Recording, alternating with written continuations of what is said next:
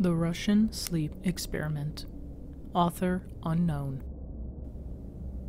Russian researchers in the late 1940s kept 5 people awake for 15 days using an experimental gas-based stimulant. They were kept in a sealed environment to carefully monitor their oxygen intake so the gas didn't kill them, since it was toxic in high concentrations. This was before closed-circuit cameras, so they had only microphones and 5-inch thick glass porthole-sized windows into the chamber to monitor them. The chamber was stocked with books, cots to sleep on but no bedding, running water and toilet, and enough dried food to last all 5 for over a month. The test subjects were political prisoners, deemed enemies of the state during World War II. Everything was fine for the first 5 days. The subjects hardly complained, having been promised, falsely, that they would be freed if they submitted to the test and did not sleep for 30 days.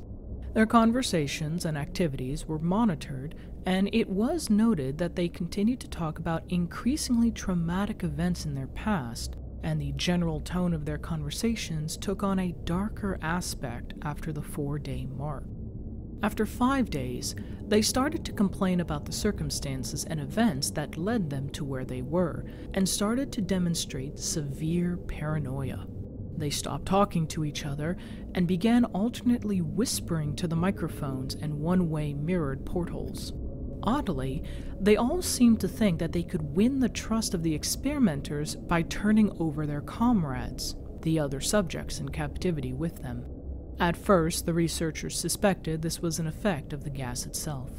After 9 days, the first of them started screaming. He ran the length of the chamber, repeatedly yelling at the top of his lungs for 3 hours straight. He continued attempting to scream, but was only able to produce occasional squeaks. The researchers postulated that he had physically torn his vocal cords. The most surprising thing about this behavior is how the other captives reacted to it. Or rather, didn't react to it. They continued whispering to the microphones until the second of the captives started to scream. The 2 non-screaming captives took the books apart, smeared page after page with their own feces, and pasted them calmly over the glass portholes. The screaming promptly stopped. So did the whispering to the microphones. After 3 more days passed. The researchers checked the microphones hourly to make sure they were working, since they thought it was impossible that no sound could be coming with 5 people inside. The oxygen consumption in the chamber indicated that all 5 must still be alive. In fact, it was the amount of oxygen 5 people would consume at a very heavy level of strenuous exercise.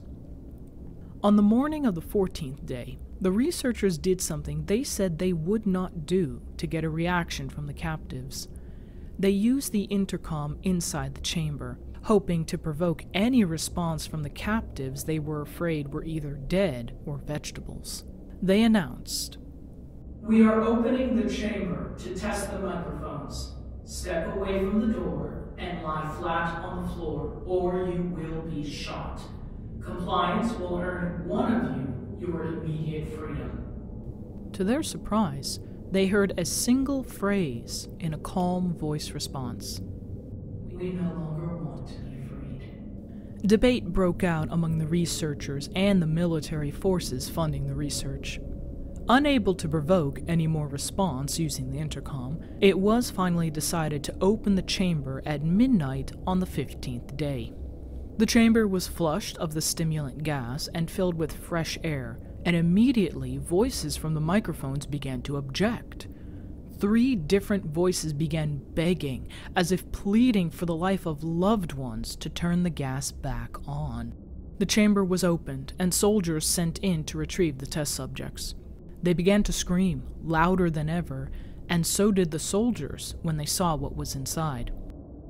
4 of the 5 subjects were still alive, although no one could rightly call the state that any of them were in life. The food rations past day 5 had not been so much as touched. There were chunks of meat from the dead test subject's thighs and chest stuffed into the drain in the center of the chamber, blocking the drain and allowing 4 inches of water to accumulate on the floor. Precisely how much of the water on the floor was actually blood was never determined. All 4 surviving test subjects also had large portions of muscle and skin torn away from their bodies. The destruction of flesh and exposed bone on their fingertips indicated that the wounds were inflicted by hand, not with teeth, as the researchers initially thought. Closer examination of the position and angles of the wounds indicated that most, if not all of them, were self-inflicted.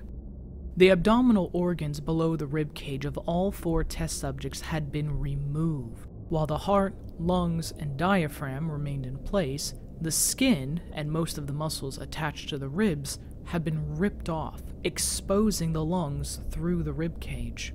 All the blood vessels and organs remained intact. They had just been taken out and laid on the floor, fanning out around the eviscerated but still living bodies of the subjects. The digestive tract of all 4 could be seen to be working, digesting food. It quickly became apparent that what they were digesting was their own flesh that they had ripped off and eaten over the course of days. Most of the soldiers were Russian special operatives at the facility, but still, many refused to return to the chamber to remove the test subjects. They continued to scream to be left in the chamber, and alternatively begged and demanded that the gas be turned back on, lest they fall asleep. To everyone's surprise, the test subjects put up a fierce fight in the process of being removed from the chamber. One of the Russian soldiers died from having his throat ripped out. Another was gravely injured by having his testicles ripped off and an artery in his leg severed by one of the subject's teeth. Another 5 of the soldiers lost their lives, if you count ones that committed suicide in the weeks following the incident. In the struggle, one of the 4 living subjects had his spleen ruptured and he bled out almost immediately. The medical researchers attempted to sedate him, but this proved impossible. He was injected with more than 10 times the human dose of a morphine derivative and still fought like a cornered animal, breaking the ribs and arm of one doctor. The heart was seen to beat for a full 2 minutes after he had bled out, to the point that there was more air in his vascular system than blood.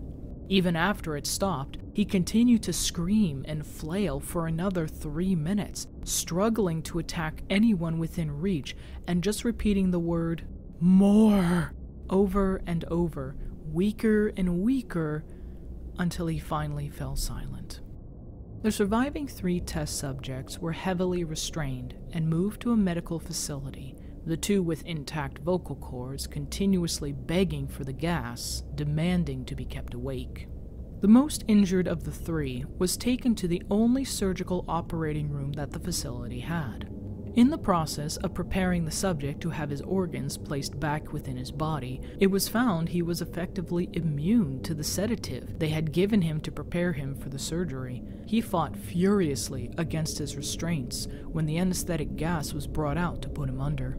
He managed to tear most of the way through a 4-inch wide leather strap on one wrist, even through the weight of a 200-pound soldier holding that wrist as well. It took only a little more anesthetic than normal to put him under, and the instant his eyelids fluttered and closed, his heart stopped. In the autopsy of the test subject that died on the operating table, it was found that his blood had triple the normal level of oxygen. His muscles that were still attached to his skeleton were badly torn, and he had broken 9 bones in his struggle to not be subdued. Most of them were from the force his own muscles had exerted on them. The second survivor had been the first of the group of 5 to start screaming. His vocal cords destroyed, he was unable to beg or object to the surgery, and he only reacted by shaking his head violently in disapproval when the anesthetic gas was brought near him. He shook his head yes when someone suggested, reluctantly, they try the surgery without anesthetic, and did not react for the entire 6-hour procedure of replacing his abdominal organs and attempting to cover them with what remained of his skin. The surgeon presiding stated repeatedly that it should be medically impossible for the patient to still be alive. One terrified nurse assisting the surgery stated she had seen the patient's mouth curl into a smile several times whenever his eyes met hers. When the surgery ended, the subject looked at the surgeon and began to wheeze loudly, attempting to talk while struggling. Assuming this must be something of drastic importance, the surgeon had a pen and pad fetched so the patient could write his message. It was simple. Keep cutting. The other 2 test subjects were given the same surgery, both without anesthetic as well, although they had to be injected with a paralytic for the duration of the operation. The surgeon found it impossible to perform the operation while the patients laughed continuously. Once paralyzed, the subjects could only follow the attending researchers with their eyes. The paralytic cleared their system in an abnormally short period of time, and they were soon trying to escape their bonds. The moment they could speak, they were asking again for the stimulant gas.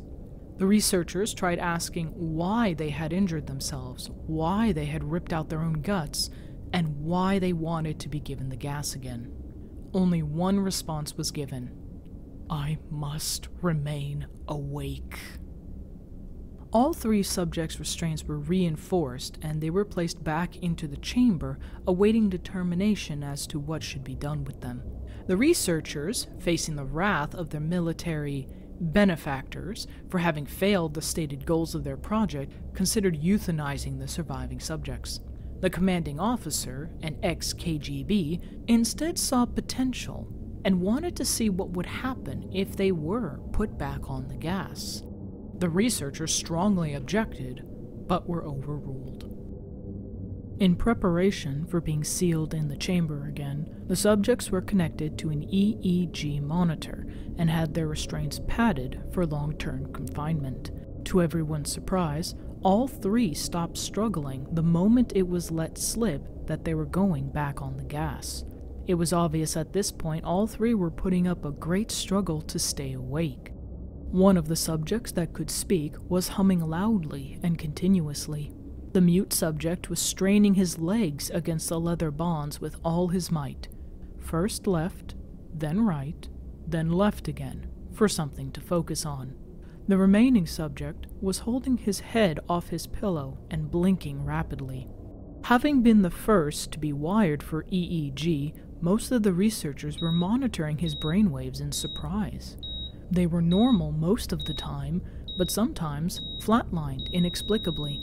It looked as if he were repeatedly suffering brain death before returning to normal. As they focused on papers scrolling out of the brainwave monitor, only one nurse saw his eyes slip shut at the same moment his head hit the pillow. His brainwaves immediately changed to that of deep sleep, then flatlined for the last time as his heart simultaneously stopped.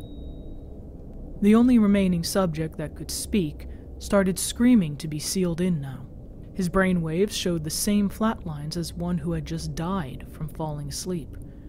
The commander gave the order to seal the chamber with both subjects inside, as well as 3 researchers.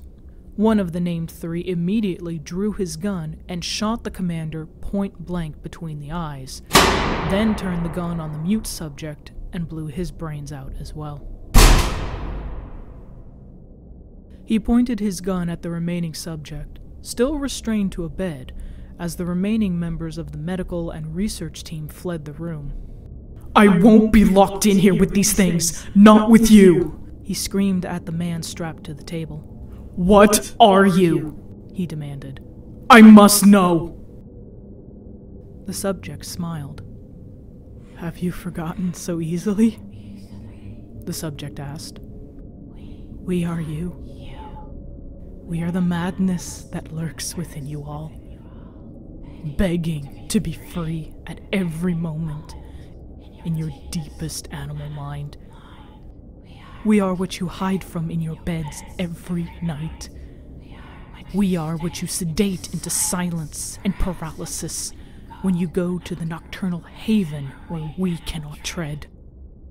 The researcher paused, then aimed at the subject's heart and fired. The EEG flatlined as the subject weakly choked out. So nearly free.